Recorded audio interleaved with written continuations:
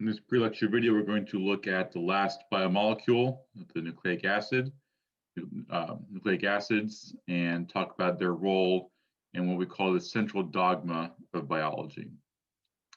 Central dogma of biology, sometimes called the central dogma of molecular biology, basically describes how information is stored, accessed, and processed in living organisms. Biological information, specifically instructions for making proteins. And then remember, proteins do pretty much everything in cells. So instructions for how to make each different protein is stored in the body, and that information is accessed and used to make specific proteins to do a specific action. And collectively, all those proteins pretty much do everything that a body needs to do, a living organism needs to do. Information is stored in DNA. So DNA is a molecule that stores information. And DNA, and we can make copies of information. So when the cell divides, it needs to pass on all of its information to its daughter cells so it can copy that information. We call that replication. And when a cell needs to access some of that information, so a certain piece of information, so all the instructions for all the proteins the body makes are stored in DNA, the body needs to make a particular protein, it needs to access those particular instructions, that particular piece of information within the DNA. And it takes the DNA and transcribes, makes an RNA molecule based on the instructions in the DNA. And that process of using DNA to make RNA is called transcription. And RNA is sort of the it delivers the information. So DNA stores biological information. RNA delivers the information to the cell, where those instructions are translated by ribosomes into a protein. So DNA is replicated into more DNA. DNA can be used to transcribed, used to make RNA, and the RNA is then translated into protein. So that's the central dogma of biology. We'll go and we'll talk about these in more detail. Not so much replication, but especially transcription and translation in this video. DNA and RNA are both examples of nucleic acids. This is our fourth type of biomolecule. We talked about carbohydrates, lipids, and proteins in the previous video. Well, now we're going to cover nucleic acids. And nucleic acids have one primary role, information storage. That's their main job. Nucleic acids are polymers like the other biomolecules, and the monomers in nucleic acids are called nucleotides. And a nucleotide is itself a fairly complex molecule, and a nucleotide consists of three basic parts: a pentose sugar, so that's a carbohydrate with 5 carbons, a phosphate group, and a nitrogenous base. Now, these are the same in every nucleotide. So every monomer in a nucleic acid has the same sugar and the same phosphate group. So, and if every monomer is the same, you're not going to store a whole lot of information if everything's the same. And so the nitrogenous base are different. That's where the difference is. This is where you get different types of nucleotides, different types of those monomers. And in nucleic acids, there are actually 4 different types. There are 4 different types of nucleic acids, of nucleotides, that can form the nucleic acid. And the sequence of those 4 types is what encodes the information. And in particular, the sequence of those bases contain the information, include the information, instructions for how to make proteins, for what order amino acids should be put in to make a protein. The main nucleic acids are DNA and RNA. These are the only molecules that in the body that can replicate themselves, and in most cases, only DNA that actually replicates itself. RNA can replicate itself in special circumstances. It only happens during embryonic development in certain places, and RNA viruses like the HIV virus can do it. But by and large, DNA is the only molecule that is able to replicate itself in most animal cells. Individual nucleotides can have some other roles in the cell. We're not going to talk about that as much. The most common one we may have heard of is ATP. ATP is a modified nucleotide that is used as sort of the immediate source of energy for so whenever like a protein needs to use some energy to bend something or to move, it uses ATP to do that. But we're mainly going to focus on the role of DNA and RNA in information processing. These are the nitrogenous bases that could make up a nucleotide. Some of the nitrogenous bases have 2 rings. And you see that all of them are called nitrogenous bases because they all have nitrogen in them. Some of them have 2 rings. They're called purines. You don't need to know what purines or spermines are. Just remember that some nucleotides have nitrogenous bases that have 2 rings. Other nitrogenous bases only have 1 ring. And there's lots of nitrogens and oftentimes oxygens as part of these nitrogenous bases. So here's what the structure is. So this is one nucleotide there. So there's that pentose sugar. There's the phosphate group, and there's the nitrogenous base, in this case, adenine. Notice that to form the polymer, the nucleic acid, the monomers are joined by attaching phosphate groups to sugars. So the phosphate group of this nucleotide is attached to the sugar of the next one, and so on. So the polymer forms by this by attaching the phosphate groups to the sugars. This is called the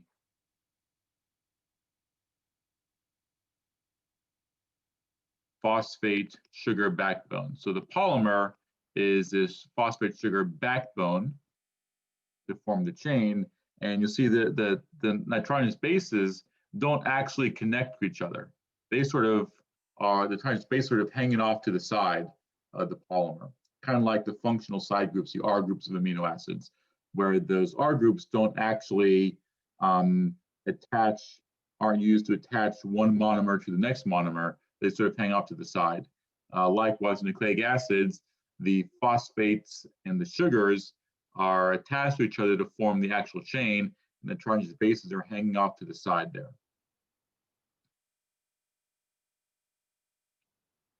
In DNA, the nucleic acid actually double strands. It's actually 2 nucleic acids that are that run together, run parallel to each other. So DNA is a double-stranded molecule. It's actually 2 nucleic acids that are running parallel to each other, and the nitrogenous bases react with each other to hold the 2 strands together.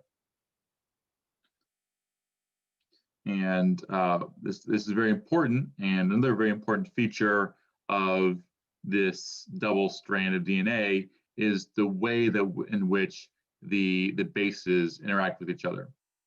The strands are held together by hydrogen bonds between the bases. So you have these bases hanging off of the sugar phosphate backbone, and some of the oxygen or nitrogen atoms in one base will form hydrogen bonds with hydrogen atoms in the other base. right? And those hydrogen bonds would hold the two strands together. Much like in water, the hydrogen bonds are holding some of the water molecules together, not rigidly, but enough. And DNA, there's a whole bunch of hydrogen bonds, so it's a pretty good hold between the strands. Now you'll notice that due to the different structure of the molecules, of the hydrogen spaces, that guanine can form 3 bonds with cytosine, Gs can form 3 bonds with As, and As can form 2 bonds with Ts, and vice versa. Ts can form 2 bonds with As. And you'll see again that some of them are double rings and some of them are single rings. So in every sort of pairing, there is a single ring base paired with a double ring base. And that's important. So you always basically have 3 rings between the 2 strands. So the strands aren't going like that, getting farther closer together, depending on whether there's, one ring and 1 ring, or 4 rings and 4 rings. Is always a 2-ring base and a 1-ring base. So that keeps that maintains a constant distance between the strands. And the way the molecules are lined up, these hydrogen bonds can only form in one way. So if you put a T here, so if you had a G paired with a T, the atoms don't line up, and there wouldn't be any hydrogen bonds that form between a G and a T. The way the things line up, hydrogen bonds can only form between C's and G's, or between T's and A's. Which means that if you know the sequence of bases in one strand of DNA, if you know that, okay, that's an A, G, G, A, T, C, you know exactly what you need to know. That's everything you need to know what the other strand is. So if this is an A, this has to be a T over here. If this is a G, then that has to be a C. So there's very specific pairing of the bases within DNA.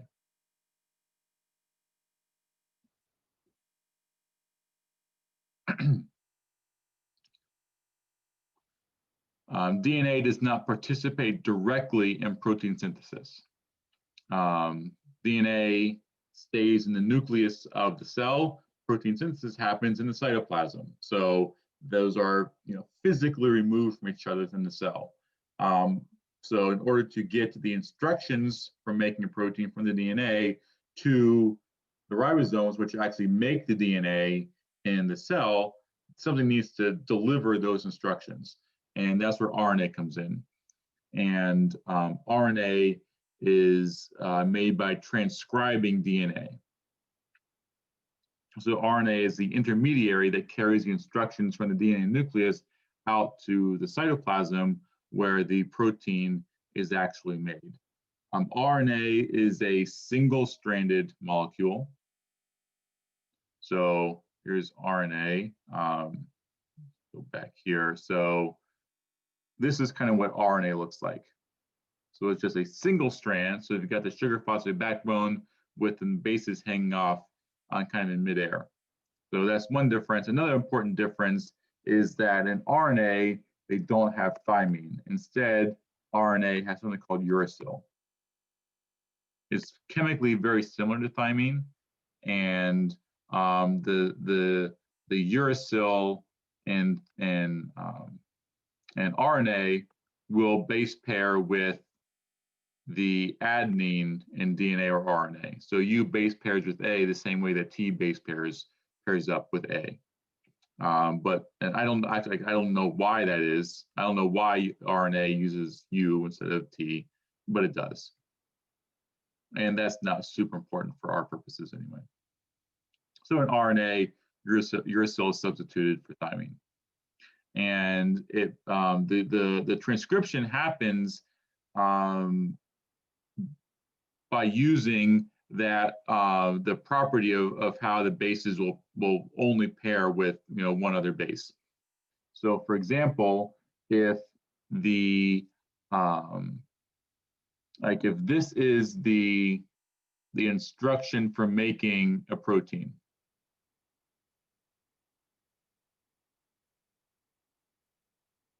GCAATC, for example. Now, in the double-stranded molecule, because this is a G, we know that this has to be a C on the other strand of the DNA molecule. And if this is a C, then this nucleotide has to be a G on the other strand of the DNA molecule. So that has to be a T, that has to be a T, and that has to be an A, and that has to be a G. All right, because those C's and G's and C's will only pair up with each other. A's and T's will only pair up with each other. So if you know the sequence of bases and nitrogenous bases on one strand of DNA, you know what it has to be on the other strand of the DNA. And now this might be the sequence that encodes instructions for making a particular protein. The cell needs to make this protein, so it needs to access this information. So it will open up the DNA, will pull those two strands apart right there, and it will use that DNA to make an RNA that's going to carry those instructions. So if it's using this strand to make the RNA, then if this is a C and this is making the RNA, it can only put a G there. And if this is a G in the DNA and it's using that as the instructions for how to make the RNA, then the RNA has to have a C right there, because this RNA is made using the base pairing rules, the pairing up rules in nucleic acids. So if this is a T in the DNA, this has to be an A. If it's a T in the DNA, the RNA has to have an A there. And if this is a T, if this is an A in the DNA, well, that would be a T in DNA, but again, RNA uses uracil, so that would be a U and then a C. And you'll notice that this sequence in the RNA is identical to the sequence in the other strand of DNA, except we're changing the T's to U's. So we've used this side of the DNA to make an RNA molecule that has the same sequence, exactly the same sequence as this strand of DNA. That's called transcription. We've transcribed the transcribed the DNA into RNA, and now this RNA molecule can leave, and the sequence of bases in this RNA is identical to the sequence of bases in the DNA, and this is will go out to the cytoplasm, carrying the instructions that were encoded in the DNA, carrying those out to cytoplasm, which can then be read or translated into a protein.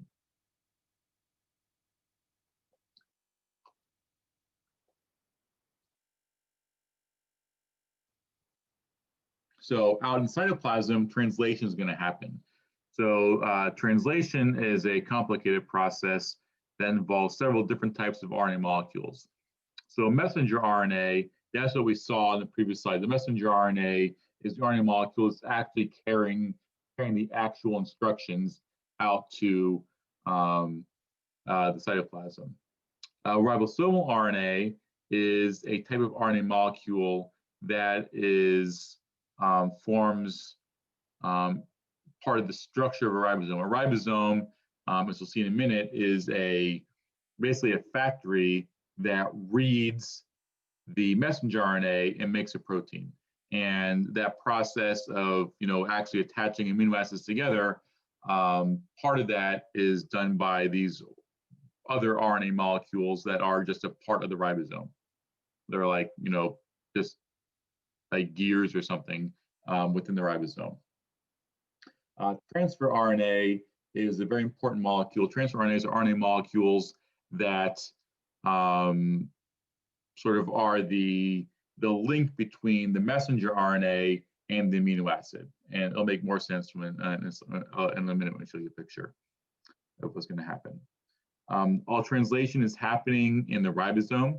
Again, the ribosome is just a little ball of ribosomal RNA and protein that read the messenger RNA and make a protein, a polypeptide.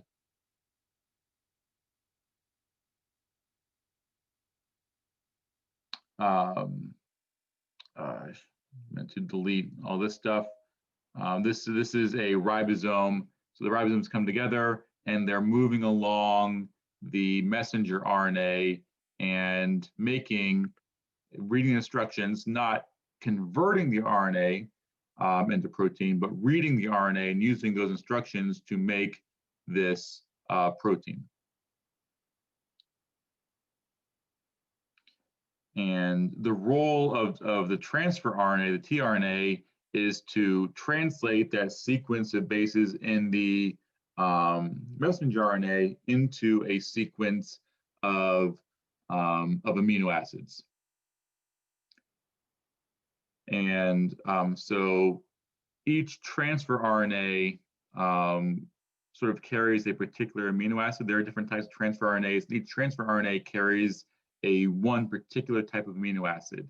And each transfer RNA also recognizes one specific sequence in messenger RNA.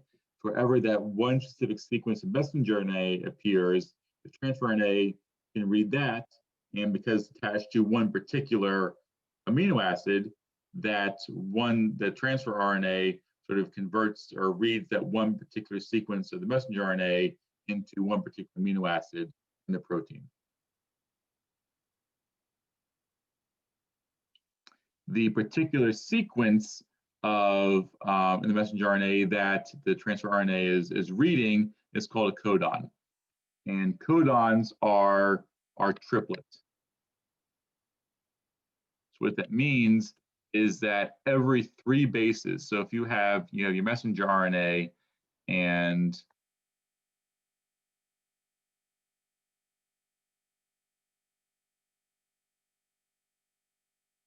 it might have this this sequence. Every 3 bases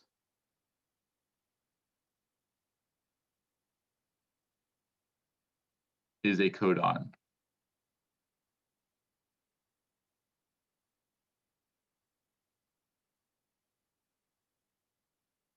And the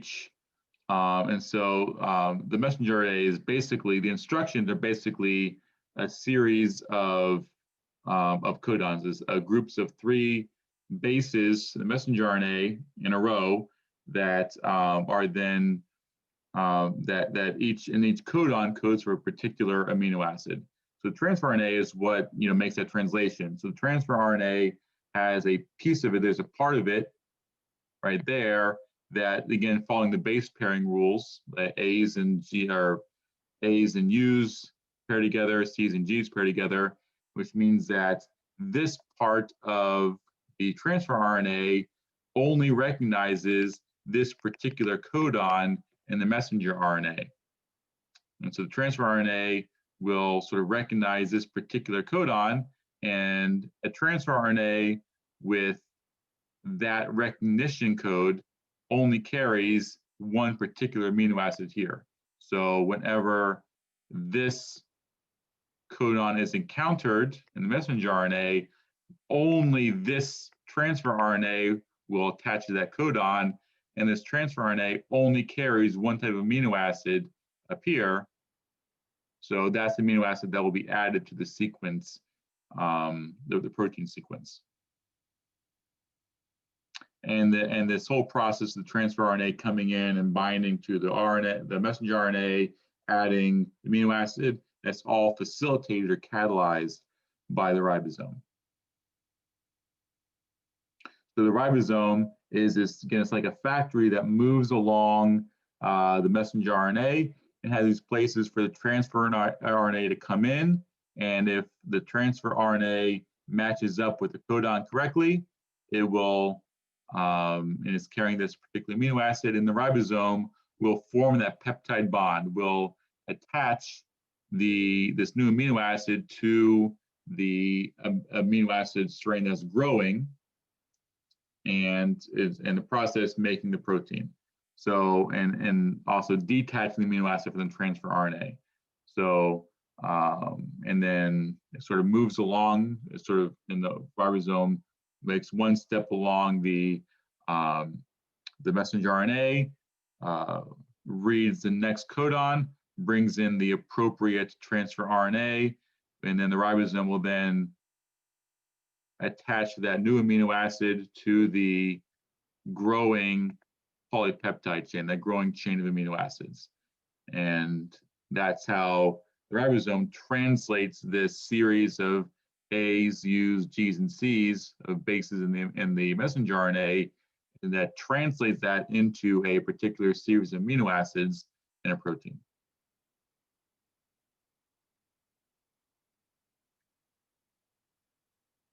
So this whole process of taking a particular piece of information in the DNA, and in the DNA, the instructions for one particular protein is called a gene. So the stretch of DNA that contains the instructions for one protein is what we call a gene. And the process of taking a gene, transcribing it, then translating into a protein, that collectively is called expressing the gene. The gene is expressed when it is transcribed and translated and used to make a protein. And a major part of the major job of a cell is to express certain genes at certain times. So when a cell needs a protein, it expresses the gene that codes for that protein. And depending on what type of cell you're looking at, what the type of cell is, the conditions in the cell are going to determine what genes are being expressed at a given time.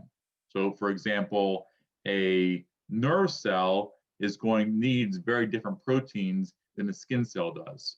So different genes are being expressed in nerve cells versus skin cells to make the proteins that are needed by those types of cells. A skin cell that's a nerve cell that's under stress is going to need different genes in a nerve cell that's not under stress or not being attacked by a virus, for example. So this process that cells are turning genes on and off, or expressing genes at certain times in certain places in the body and not at other times or other places in the body, that's all called regulation of gene expression. And it's a very important process and a very complicated process. So there's a lot of different ways that cells regulate gene expression that turn genes on and off at appropriate times.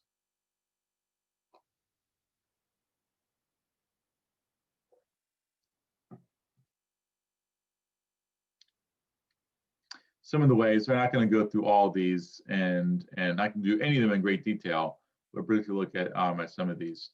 So one of the main ways of regulating gene expression is transcriptional control. So whether or not the gene is transcribed or not, that's sort of like the base level.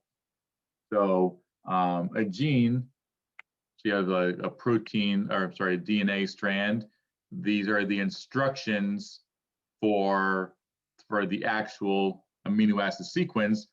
And then there's very often a whole bunch of stuff up here. So there's a whole bunch of stuff in this part of the DNA molecule that doesn't code for protein, but these sequences, this DNA sequence is used by the cell to regulate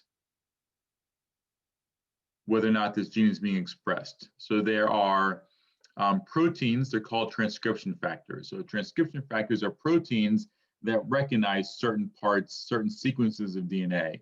And so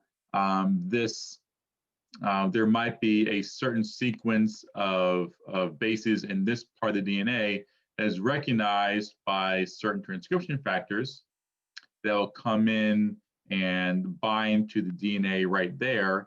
And depending on the transcription factor, this transcription factor there will either facilitate or encourage the transcription of the actual gene, or in some cases, the transcription factor will prevent the transcription. So transcription factors can recognize certain parts of DNA in your genes and either encourage or discourage the transcription and expression of that particular gene.